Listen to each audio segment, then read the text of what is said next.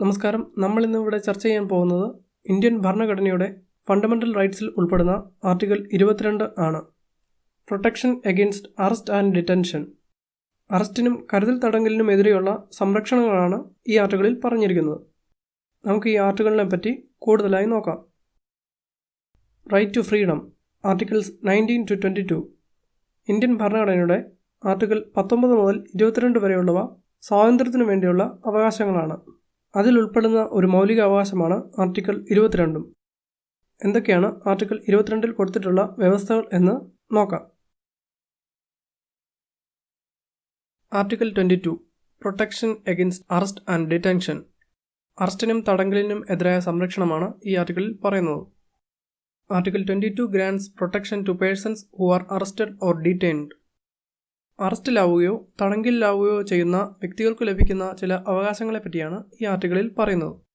അതായത് പോലീസോ മറ്റോ ഒരു വ്യക്തിയെ തടങ്കലിലാക്കി എന്നിരിക്കട്ടെ, അയാൾക്ക് ലഭിക്കേണ്ട ചില സംരക്ഷണങ്ങളും അവകാശങ്ങളും ഒക്കെയുണ്ട്. ഇങ്ങനെയുള്ള അവകാശങ്ങളാണ് ഈ ആർട്ടിക്കിളിൽ പറയുന്നത്. ഈ ഡിറ്റൻഷൻ അഥവാ തടങ്കലിലാക്കുക എന്ന് പറയുന്നത് തന്നെ 2 തരത്തിലുണ്ട്: പണിറ്റീവ് ആൻഡ് പ്രിവെൻറ്റീവ്. പണിറ്റീവ് ഡിറ്റൻഷൻ എന്ന് പറഞ്ഞാൽ ഒരു വ്യക്തി ഒരു തെറ്റ് ചെയ്തു, ആ കുറ്റത്തിന് കോടതിയിൽ ട്രയൽ നടത്തുകയും അദ്ദേഹത്തെ കുറ്റക്കാരനാണെന്ന് കോടതി വിധിക്കുകയും ചെയ്തെങ്കിൽ അദ്ദേഹത്തിന് ലഭിക്കുന്ന തടങ്കലിന് പറയുന്ന പേരാണ് പണിറ്റീവ് ഡിറ്റൻഷൻ. അതായത് ഒരു തെറ്റ് ചെയ്തു, ആ തെറ്റിൻ്റെ പേരിലാണ് അദ്ദേഹത്തിന് തടങ്കൽ അനുഭവിക്കേണ്ടി വരുന്നത്. രണ്ടാമത്തെ ടൈപ്പ് ഡിറ്റൻഷൻ എന്ന് പറയുന്നത് പ്രിവെൻറ്റീവ് ഡിറ്റൻഷൻ ആണ്. പ്രിവെൻറ്റീവ് ഡിറ്റൻഷൻ അഥവാ കരുതൽ തടങ്കൽ എന്ന് പറയുന്നത് എന്തെങ്കിലും തെറ്റ് ചെയ്തതിൻ്റെ ബേസിസിലല്ല തടങ്കലിലാക്കുന്നത്. പകരം ഭാവിയിൽ എന്തെങ്കിലും തെറ്റ് ചെയ്യാനുള്ള സാധ്യത മുൻകൂട്ടി കണ്ടാണ് ഒരു വ്യക്തിയെ തടങ്കലിലാക്കുന്നത്. അതായത് പ്രിവെൻറ്റീവ് ഡിറ്റൻഷൻ എന്ന് പറയുന്നത് കോടതിയിൽ ട്രയൽ നടത്തി കോടതി കുറ്റക്കാരനാണെന്ന് കണ്ടെത്തി അല്ല ഒരു വ്യക്തിയെ തടങ്കലിലാക്കുന്നത്. പകരം നിയർ ഫ്യൂച്ചറിൽ ഒരു വ്യക്തി തെറ്റ് ചെയ്യാനുള്ള സാധ്യത മുൻകൂട്ടി കണ്ട് അദ്ദേഹത്തെ തടങ്കലിലാക്കുകയാണ് ചെയ്യുന്നത്.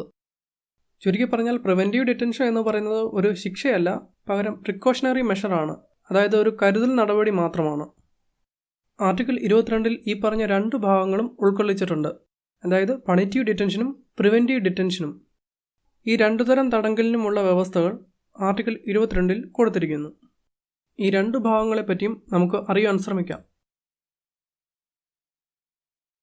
ആദ്യം നമുക്ക് ആർട്ടിക്കിൾ 22 ഫസ്റ്റ് പാർട്ട് പണിറ്റീവ് ഡിറ്റൻഷനെ പറ്റി നോക്കാം. The first part of Article 22 confers the following rights on a person who is arrested or detained under an ordinary law. ഇന്ത്യയിലെ ഓർഡിനറി ലോകളുടെ അടിസ്ഥാനത്തിൽ ഒരു കുറ്റം ചെയ്തു എന്നതിന് അറസ്റ്റ് ചെയ്യപ്പെടുന്ന വ്യക്തിക്ക് ലഭിക്കേണ്ട സംരക്ഷണങ്ങളെപ്പറ്റിയാണ് ഇവിടെ പറയുന്നത്. 1. Right to be informed of the grounds of arrest. Arrest ചെയ്യപ്പെടുന്ന വ്യക്തിക്ക് അറസ്റ്റ് ചെയ്യുവാനുള്ള കാരണങ്ങൾ അറിയുവാനുള്ള അവകാശമുണ്ട്. 2.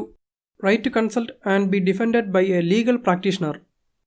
അറസ്റ്റ് ചെയ്യപ്പെടുന്ന വ്യക്തിക്ക് അയാൾക്കിഷ്ടമുള്ള ഒരു അഭിഭാഷകനുമായി ആലോചിക്കുവാനും അദ്ദേഹം മുഖേന പ്രതിവാദിക്കുവാനുമുള്ള അവകാശം ഉണ്ട്. 3. Right to be produced before a magistrate within 24 hours excluding the journey time. Arrest ചെയ്യുകയും തടങ്കലിൽ സൂക്ഷിക്കുകയും ചെയ്തിട്ടുള്ള ഏതൊരാളെയും അറസ്റ്റ് ചെയ്ത് 24 മണിക്കൂറിനുള്ളിൽ തന്നെ ഏറ്റവും അടുത്തുള്ള മജിസ്ട്രേറ്റിന് മുന്നിൽ ഹാജരാക്കണം.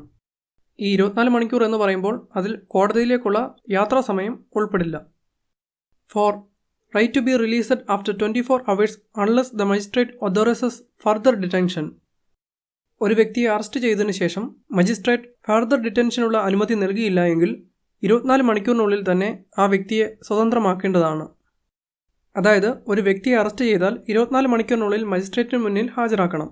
അപ്പോൾ മജിസ്ട്രേറ്റ് ഫർദർ ഡിറ്റൻഷനുള്ള അനുമതി നൽകിയില്ല എങ്കിൽ വീണ്ടും ആ വ്യക്തിയെ തടങ്കലിൽ പാർപ്പിക്കുവാൻ സാധിക്കില്ല. അതായത് ആ വ്യക്തി സ്വതന്ത്രമാവും. ഒരു കാര്യം പ്രത്യേകം ശ്രദ്ധിക്കേണ്ടതാണ്, ഈ അവകാശങ്ങളൊക്കെ ക്രിമിനൽ കേസുകൾ അല്ലെങ്കിൽ ക്വാസി ക്രിമിനൽ നേച്ചറുള്ള കേസുകളിൽ മാത്രമേ നമുക്ക് ലഭിക്കുകയുള്ളൂ.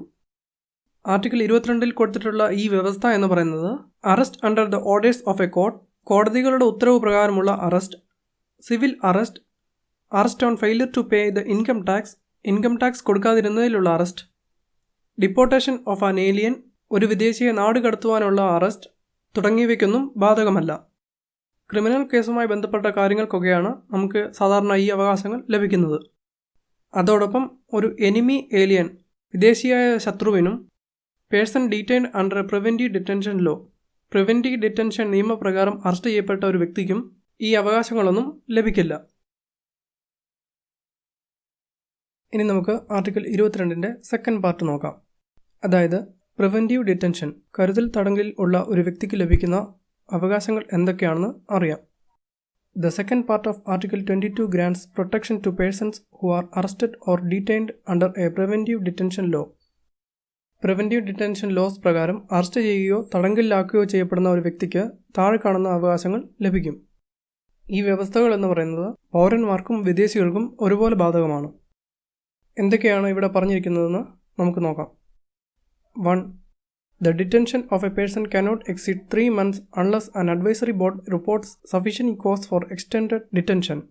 The bodies consist of judges of a high court. Preventive detention laws പ്രകാരം അറസ്റ്റ് ചെയ്യപ്പെടുന്ന ഒരു വ്യക്തിയെ പരമാവധി 3 മാസം വരെ മാത്രമേ തടങ്കലിൽ പാർപ്പിക്കുവാൻ സാധിക്കുകയുള്ളൂ. ഇനി 3 മാസത്തിൽ കൂടുതൽ തടങ്കലിൽ പാർപ്പിക്കണമെങ്കിൽ ഒരു ഉപദേശക ബോർഡിൻ്റെ അഭിപ്രായത്തിൽ അങ്ങനെയുള്ള തടങ്കലിന് മതിയായ കാരണമുണ്ടെന്ന് റിപ്പോർട്ട് ചെയ്യണം. എങ്കിൽ മാത്രമേ 3 മാസത്തിലധികം ഒരു വ്യക്തിയെ പ്രിവെൻറ്റീവ് ഡിറ്റൻഷൻ ലോസ് പ്രകാരം കരുതൽ തടങ്കലിൽ പാർപ്പിക്കുവാൻ സാധിക്കുകയുള്ളൂ. ഈ അഡ്വൈസറി ബോർഡ്, ഉപദേശക സമിതി എന്ന് പറയുന്നത് ഹൈക്കോടതി ജഡ്ജിമാരടങ്ങുന്ന ഒരു ബോർഡായിരിക്കും. 2. The grounds of detention should be communicated to the detainee. However, the facts considered to be against the public interest need not be disclosed. ഒരു വ്യക്തിയെ കരുതൽ തടങ്കലിൽ വെക്കുകയാണെങ്കിൽ അതിൻ്റെ കാരണം ആ വ്യക്തിയെ ബോധ്യപ്പെടുത്തണം. എന്നാൽ പൊതു താൽപ്പര്യത്തിന് വിരുദ്ധമായ കാര്യങ്ങളൊന്നും ആ വ്യക്തിയെ അറിയിക്കേണ്ട ബാധ്യത ഇല്ല. അതായത് ഡിറ്റൻഷനെ സംബന്ധിക്കുന്ന ഒരു ബേസിക് ഗ്രൗണ്ട്സ് ഒക്കെ ആ വ്യക്തിയെ അറിയിക്കണമെന്നാണ് ഇവിടെ പറയുന്നത്. 3. The detainee should be afforded an opportunity to make a representation against the detention order.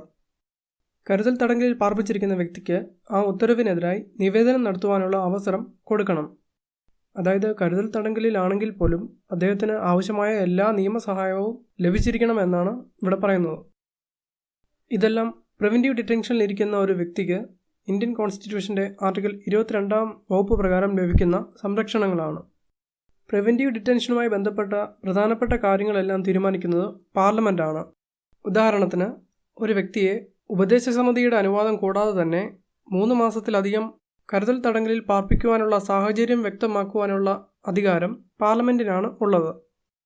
മാത്രമല്ല പ്രിവെൻറ്റീവ് ഡിറ്റൻഷൻ ലോസ് പ്രകാരം ഒരു വ്യക്തിയെ എത്ര കാലത്തേക്ക് കരുതൽ തടങ്കലിൽ വെക്കാം എന്ന് തീരുമാനിക്കുവാനുള്ള അധികാരവും പാർലമെൻറ്റിനാണ് ഉള്ളത്. നമുക്കറിയാം, ഒരു വ്യക്തിയെ 3 മാസത്തിലധികം കരുതൽ തടങ്കലിൽ പാർപ്പിക്കണമെങ്കിൽ അഡ്വൈസറി ബോർഡിൻ്റെ അനുമതി വേണം. ഈ അഡ്വൈസറി ബോർഡ് അഥവാ ഉപദേശക സമിതിയുടെ നടപടിക്രമങ്ങൾ വ്യക്തമാക്കുവാനുള്ള അധികാരവും പാർലമെൻറ്റിനാണ് ഉള്ളത്. ഇങ്ങനെ പ്രിവെൻറ്റീവ് ഡിറ്റൻഷനുമായി ബന്ധപ്പെട്ട പ്രധാനപ്പെട്ട കാര്യങ്ങളിലെല്ലാം തീരുമാനങ്ങൾ എടുക്കുന്നത് പാർലമെൻറ്റാണ്. എന്നിരുന്നാലും സ്റ്റേറ്റ് ലെജിസ്ലേച്ചേഴ്സ്, സംസ്ഥാന നിയമസഭകൾക്കും പ്രിവെൻറ്റീവ് ഡിറ്റൻഷൻ ലോസ് നിർമ്മിക്കാനുള്ള അധികാരം ഉണ്ട്. Defence, foreign affairs and security of India എന്നിവയുമായി ബന്ധപ്പെട്ട് പ്രിവെൻറ്റീവ് ഡിറ്റൻഷൻ ലോസ് നിർമ്മിക്കുവാനുള്ള എക്സ്ക്ലൂസീവ് റൈറ്റ് പാർലമെൻറ്റിനാണ് ഉള്ളത്. എന്നാൽ security of a state, maintenance of public order and maintenance of supplies and services essential to the community എന്നിവയുമായി ബന്ധപ്പെട്ട് സംസ്ഥാന നിയമസഭകൾക്കും പാർലമെൻറ്റിനും ഒരുപോലെ കരുതൽ തടങ്കൽ നിയമങ്ങൾ നിർമ്മിക്കുവാൻ സാധിക്കും. അതായത് കരുതൽ തടങ്കലുമായി ബന്ധപ്പെട്ട് കൂടുതൽ അധികാരങ്ങൾ പാർലമെൻറ്റിനാണെങ്കിലും സംസ്ഥാന നിയമസഭകൾക്കും പ്രിവെൻറ്റീവ് ഡിറ്റൻഷൻ ലോസ് നിർമ്മിക്കാം. The preventive detention laws made by the parliament are parliament നിർമ്മിച്ച ചില പ്രിവെൻറ്റീവ് ഡിറ്റൻഷൻ ലോസ് ആണ് ഇനി നമ്മൾ പരിചയപ്പെടാൻ പോകുന്നത്. 1. Preventive detention act 1950 expired in 1969. 1950 വന്ന ഒരു പ്രിവെൻറ്റീവ് ഡിറ്റൻഷൻ ലോ ആണിത്. എന്നാൽ ഇത് 1969 പിൻവലിച്ചു. 2. Internal security act 1971 repealed in 1978. 1971 വന്നൊരു നിയമമാണിത്. എന്നാൽ ഇത് 1978 പിൻവലിച്ചു. അതായത് ഇപ്പോൾ നിലവിലില്ല. 3. Conservation of foreign exchange and prevention of smuggling activities act COFEPOSA 1974. സ്മഗ്ലിങ്ങുമായിട്ട് ബന്ധപ്പെട്ട കാര്യങ്ങൾക്കൊക്കെ കൊഫെപോസ ചുമത്തി എന്നൊക്കെ ഇടയ്ക്ക് പത്രത്തിലൊക്കെ കാണാവുന്നതാണ്. 1974 വന്നൊരു നിയമമാണിത്. 4. National security act 1980. 5. Prevention of black marketing and maintenance of supplies of essential commodities act 1980. Black marketing തടയുക എന്ന ലക്ഷ്യത്തിനു വേണ്ടി കൊണ്ടുവന്ന പ്രിവെൻറ്റീവ് ഡിറ്റൻഷൻ ലോ ആണ് ഇത്. 6. Terrorist and disruptive activities prevention act ടാഡ 1985, repealed in 1995. 1985 വന്ന നിയമമാണിത്. എന്നാൽ ഇത് 1995 പിൻവലിച്ചു. 7. Prevention of Illicit Traffic in Narcotics, Drugs and Psychotropic Substances Act 1988. 8. Prevention of Terrorism Act POTA 2002, repealed in 2004. ഈ ആക്റ്റും ഇപ്പോൾ നിലവിലില്ല. ഇതിൽ ഉൾക്കൊള്ളിച്ചിട്ടില്ലാത്ത മറ്റൊരു നിയമം കൂടിയുണ്ട്. UAPA എന്നറിയപ്പെടുന്ന അൺലോഫുൾ ആക്ടിവിറ്റീസ് പ്രിവെൻഷൻ ആക്ട് 1967. രാജ്യവിരുദ്ധ പ്രവർത്തനങ്ങളൊക്കെ തടയുന്നതിന് വേണ്ടി കൊണ്ടുവന്ന വളരെയധികം സ്കോപ്പുള്ള ഒരു നിയമമാണ് 1967 കൊണ്ടുവന്ന UAPA എന്ന് പറയുന്ന നിയമം.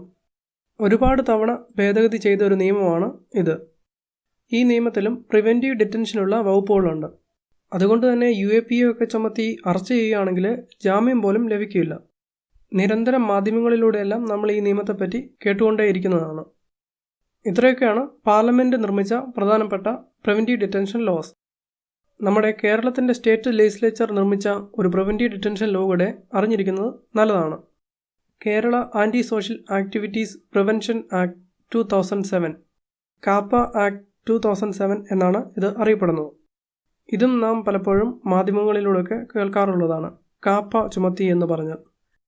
ഇതിന് ഗുണ്ട ആക്ട് എന്ന് മറ്റൊരു പേരും കൂടെ ഉണ്ട്.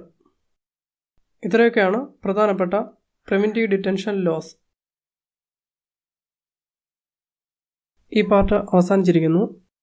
ഇനിയും ഇതുപോലുള്ള വീഡിയോകൾ കാണാൻ ചാനൽ സബ്സ്ക്രൈബ് ചെയ്യാൻ മറക്കരുത്. Thank you.